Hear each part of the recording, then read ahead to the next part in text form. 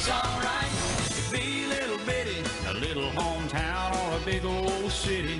Might as well share, might as well smile. Life goes on for a little bitty while.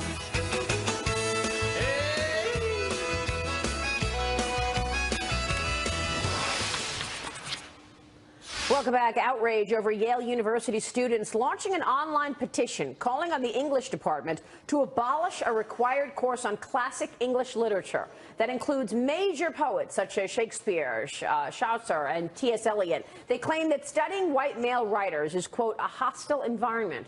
The petition has received about 160 signatures so far of last week, according to the Yale Daily News. Joining us right now is campusreform.org contributor Cabot Phillips. Cabot, good to see you. Thanks for having me on. What's your take on this? What the heck is going on universities across the country? Well, these students said that they feel this course is holding them hostage. And the only thing being held hostage at Yale right now is clearly logic and common sense. And it's a broader problem that goes beyond just the Ivy Leagues and Yale. At Leadership Institute's Campus Reform, we report every day how students and administrations are oftentimes ignoring facts just to push this revisionist version of history, and it's dangerous. Yeah, and this is coming from students, Dagan.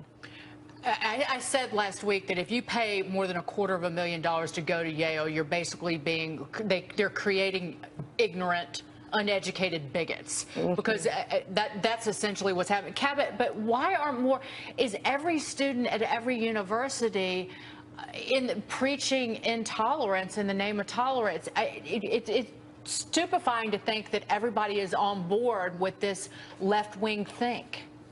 Well, I think a lot of students are afraid to speak up against this kind of thing for fear of being labeled a bigot.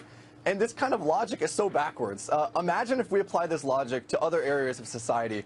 The NFL, for example. Last year, the top 37 running backs in the NFL were African American.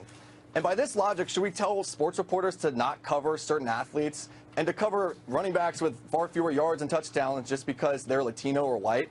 The logic is backwards, and ultimately, these colleges, if they capitulate to these demands, they're not preparing students for the real world and in the workforce. Are these students expecting to be able to walk out of a meeting if they don't see enough people of a certain color in a boardroom or in a conference room? It doesn't make any sense. Yeah, and what are the implications of this, Kat? I mean, do you hear this from young people? What's wrong with, for example, English poets and Well, there's all this focus on diversity, and obviously diversity is a good thing, but it's gotten to the point where that's what's most important. If you can find something offensive that's new, like, oh, I noticed that this is insensitive because I'm so culturally sensitive, people, that's like a badge of honor. Like, I'm smarter than you, I'm more culturally literate than you are. How did we not realize all these white men, and this is so unfair? And people are, yeah, absolutely. And the colleges, from what I've seen, are mostly not only compliant in it, but encouraging this. It's like, read the Shakespeare. Yeah. Come on.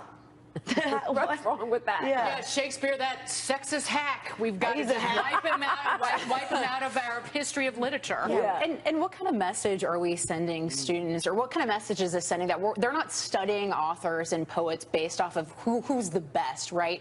They're studying them based off of quotas. What's going to happen when these individuals enter the workforce and they think they deserve the job because of their gender or because of their race and not because of merits or because they're the best? Yeah. What would they like to see, Cabot? I mean, are there areas where universities should be more diversified?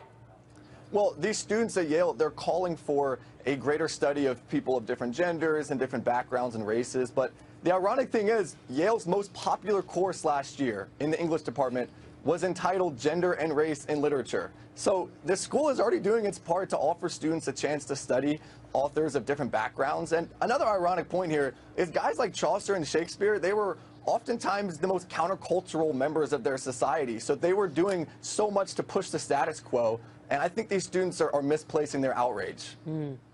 I just, but Cabot, it gets to the bigger issue of free speech, does it not? It's like the whole nature of the First Amendment and free speech is allowing room for what makes us uncomfortable. Right. That's free speech. And on Shakespeare. Different conversation. Right. And on the left, it's like, well, you make me uncomfortable if you talk about Shakespeare. So, again, you don't get to talk about it.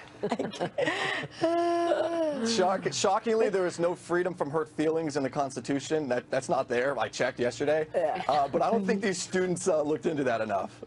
I guess not. Cabot, good to see you. Thanks so much for weighing in. We'll see you soon, sir. Thank you. Cabot Phillips. Next hour, former presidential candidate Mike Huckabee weighs in on last night's results, his take on Donald Trump's new tone, and all the news coming out this morning. Back in a moment. Stay with us. Mornings with Maria.